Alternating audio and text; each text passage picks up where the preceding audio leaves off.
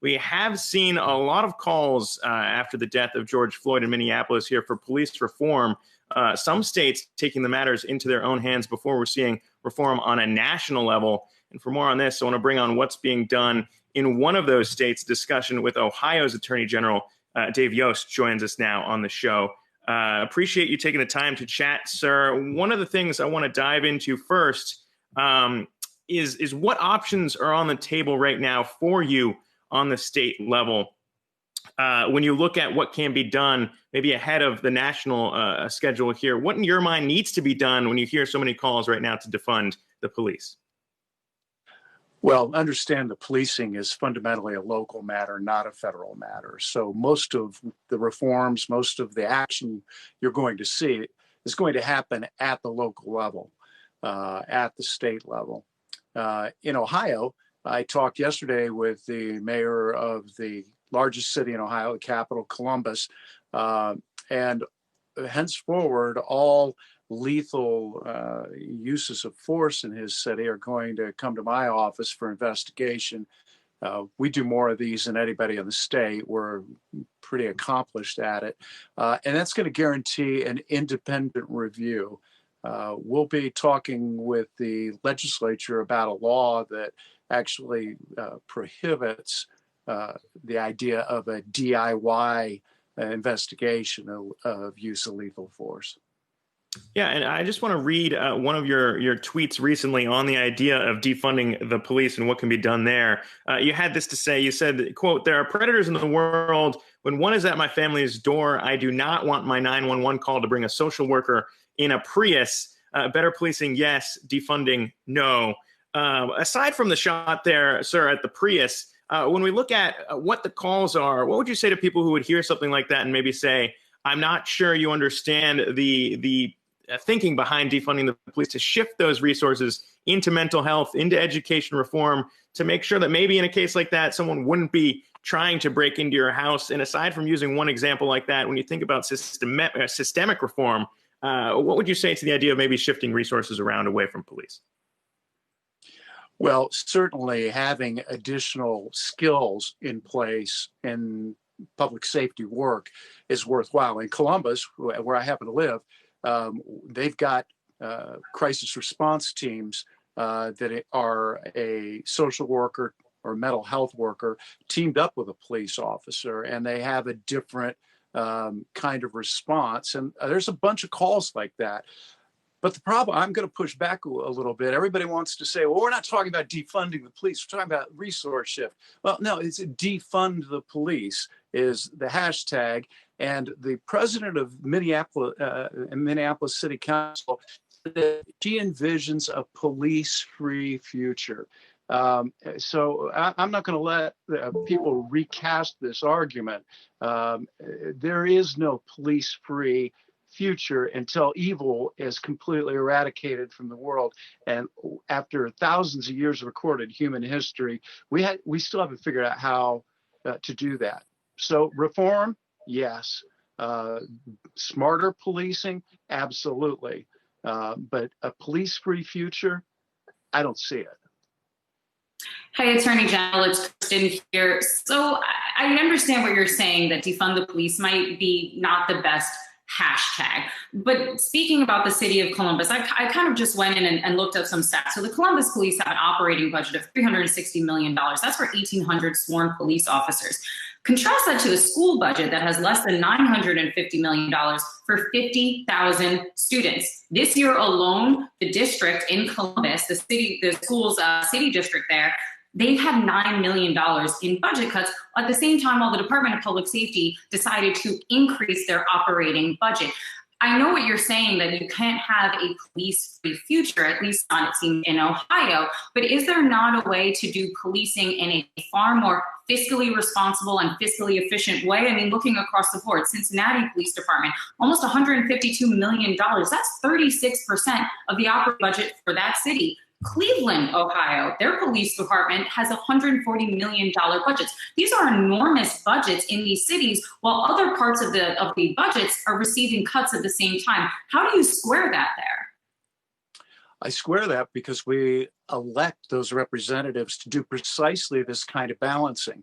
So if we're talking about a budget debate, how much of the pie do we want to spend on each thing? That's why we have city councils and county commissioners and state legislatures and even Congress.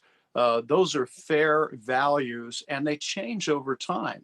The Defense Department gets a lot more love in a time of war than it does when we've been at peace for 20 years. But make no mistake about it, why do we even have government? It's because public safety is the first purpose of government. Before we had government, the thug with the biggest club or the biggest muscles or the biggest gang of ruffians got to take your stuff, got to beat you up or kill you or make you a slave. Government is designed to stop that so that we can all live free and safe. It doesn't matter how good your parks are, or how well paved your roads are, or how excellent your schools are, if you can't travel.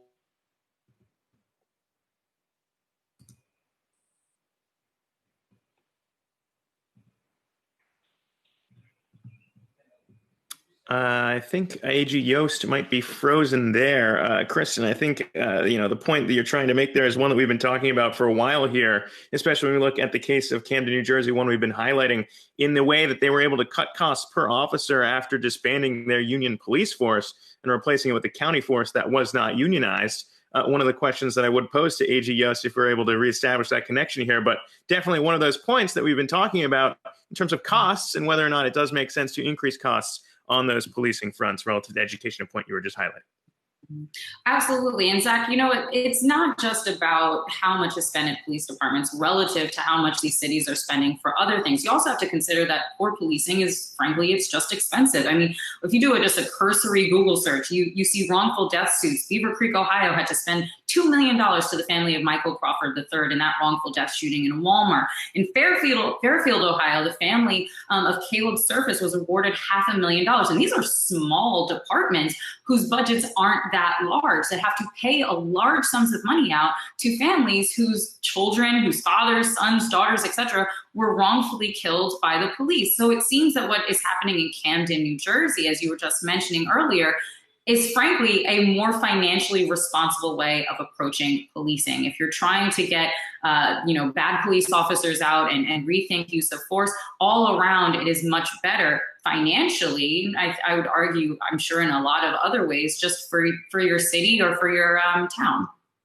Yeah, and as we heard yesterday from the mayor of Camden, New Jersey as well, kind of the main point that we're talking about here, and one that is right now being debated when we talk about the hashtag defund the police, the push to defund the police, kind of establishing itself in a different direction than abolishing the police, one that he was talking about, and that there's a small minority here that I think is pushing for completely abolishing a police force. And he was talking about the goal there that we heard from that council member in Minneapolis. But now that we have AG Yost back on, I'd want to present one last question here when we talk about defunding the police. And AG Yost, I mean, one of the things we're looking at here, I'll just use an example in Ohio, right? And Kristin was talking about some of these in the past as well. You think about the shooting of 12-year-old Tamir Rice and the officer that killed him back in Cleveland. And you think about the unions that we've talked about, that being potentially some of the issues here as well. In the case of Camden, getting rid of their unionized police force allowed them to institute some of the reforms.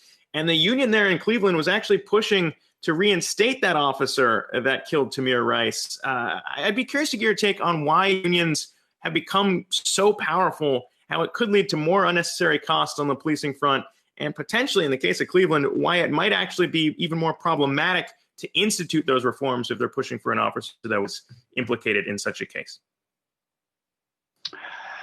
Yeah, so there's no question that it's very difficult under the law in most states and most union contracts to get rid of a police officer who exhibits problems. And that's certainly an issue. And just today in the House of Representatives here in Ohio, a resolution was introduced that is addressing, among other things, the difficulty with keeping the police force accountable. I'm for that. Look, and I was a prosecuting attorney I prosecuted officers that had engaged in misconduct. I've prosecuted sitting sheriffs in those states. So I have walked that walk. I remain convinced that the vast majority of police officers are honorable professionals, highly disciplined, who act with admirable restraint. But of course, you don't see, I watch a lot of raw video, and the officers who don't respond to objects being thrown at them and the taunts and provocations, that doesn't make the news, and maybe it shouldn't. What makes the news is when they do respond, but the vast majority of police responses are not problematic. We need to deal with those that are. Yeah, I mean, I think a lot of people can agree on that front. Obviously, officers getting paid to do their job, you wouldn't think that wouldn't be necessarily newsworthy, but important to highlight those cases as well. I think a lot of people right now agreeing on what more can be done to root out the problem officers and what systematic problems might be there as well. But Ohio Attorney General Dave Yost, appreciate you taking the time, as well as Yahoo Finance Kristin Myers chatting with us.